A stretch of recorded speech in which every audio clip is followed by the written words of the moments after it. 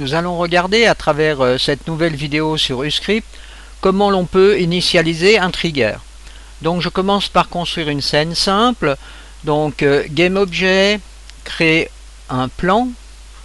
Alors j'utilise pour cela un cube dont je vais donner les dimensions suivantes. Ici je vais mettre 100 en X et en Z. Je rajoute une lumière, alors ce sera un point light.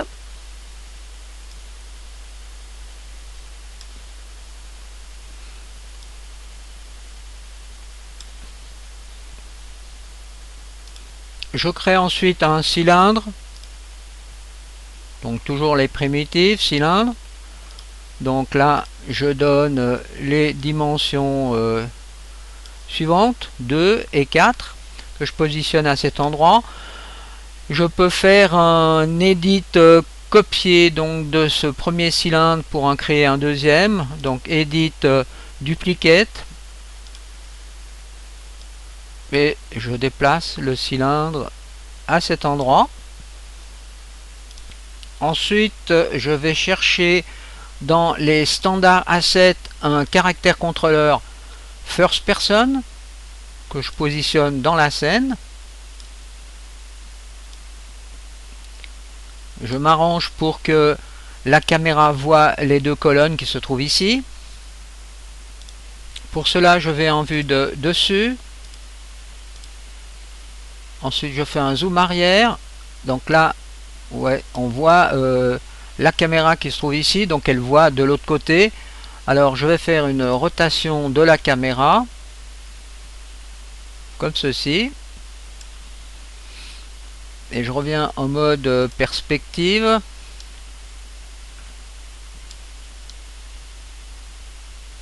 Donc voilà la scène que je vais utiliser.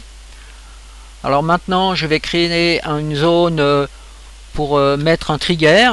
Alors faites attention que la fenêtre n'est pas en mode isométrique. Donc là autrement vous pouvez cliquer à cet endroit pour remettre en mode perspective. Donc regardons ce que la caméra voit. Donc elle voit les deux colonnes.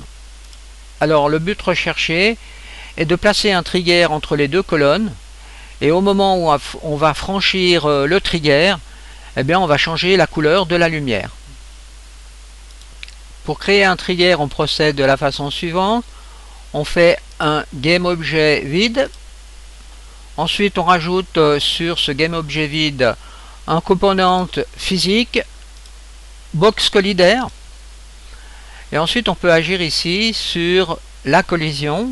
Alors là, c'est un peu trop important. Je mets donc 30 et 15. Et je vais déplacer donc la zone trigger. Et je la mets bien en face des deux colonnes. Donc là on est en vue de dessus. Donc là j'ai appliqué quelques corrections et aussi sur les cylindres. Alors là j'ai mis 20, 15 et 1. Ensuite je vais dire que ce box ici, ce box collider qui va nous servir de trigger, eh bien je vais cocher cette variable ici pour dire que ce box devient un trigger.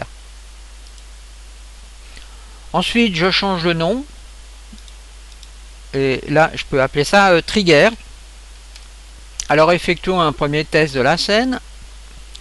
Alors ici vous voyez je peux me déplacer avec les touches W en avant, S en arrière, A d'un côté et D de l'autre. Ceci est réalisé grâce au First Person Controller. Maintenant j'appelle l'Uscript Editor, Tool, ou bien CTRL U. Et je commence par un module qui s'appellera Trigger Event. Donc c'est dans les catégories des events. Alors c'est Trigger, alors ici on peut mettre Trigger, et là on a un Trigger Event. Donc ça c'est le premier module dont on a besoin. Ensuite ici sur l'instance, eh bien on doit spécifier justement le trigger qui se trouve dans la scène. Pour cela je clique avec ici le bouton droit et je fais créer une variable qui est liée. Et là, dans le GameObject, je cherche ici le trigger dans la scène. Alors ensuite, qu'est-ce que je désire faire? Eh bien, une fois que le trigger est touché, je désire changer la couleur de la source de lumière. Alors je dois aller chercher un set color. Donc ici je peux mettre color. Et je retrouve donc un set color que je peux mettre sur on enter trigger. Donc c'est au moment où le player va rentrer dans le volume du trigger que l'on va avoir un message qui va être transmis sur le module setColor. Et maintenant sur la cible ici, eh bien, il faut indiquer la source de lumière que l'on veut piloter. Mais avant toute chose, on va mettre ici la couleur que l'on veut. Alors on va mettre un rouge par exemple. Alors je peux chercher dans la scène ici le point light dans la hiérarchie, faire un drag and drop. Ensuite je fais place Other. Je vais dans les propriétés, je vais dans la partie light de Unity Engine. Et là attention parce qu'il y a quand même un petit bug de rafraîchissement. Ça met un moment avant de attraper donc la couleur qui est ici. Donc voilà. Donc on peut relier la cible sur le point light. Et là on peut vérifier dans le GameObject que c'est bien le point light qui est sélectionné. On peut ensuite faire un save debug. Alors là bien sûr on nous demande à quel endroit on veut que le script s'inscrive, s'enregistre. Eh bien on va donner le nom de setup trigger. On fait yes.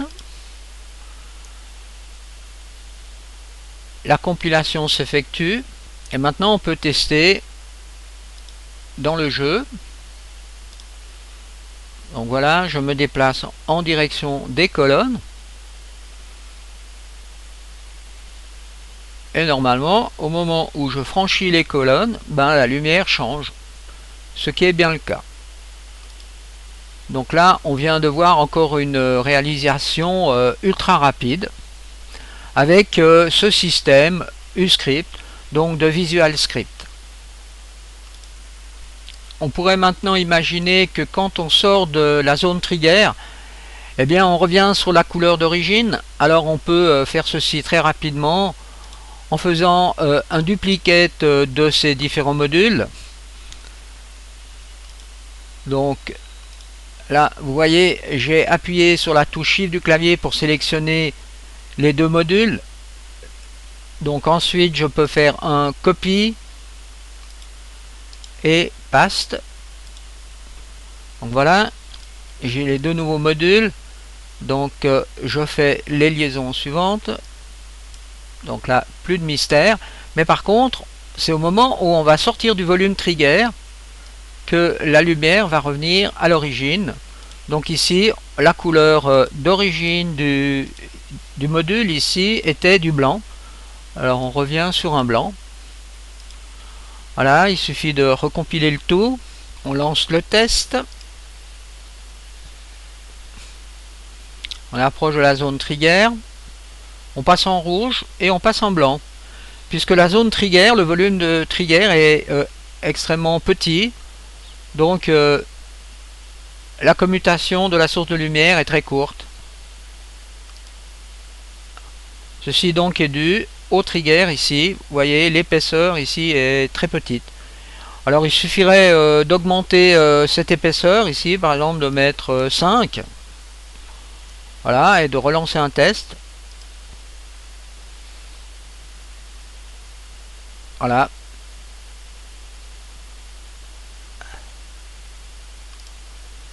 Donc ceci sera la fin de cette partie.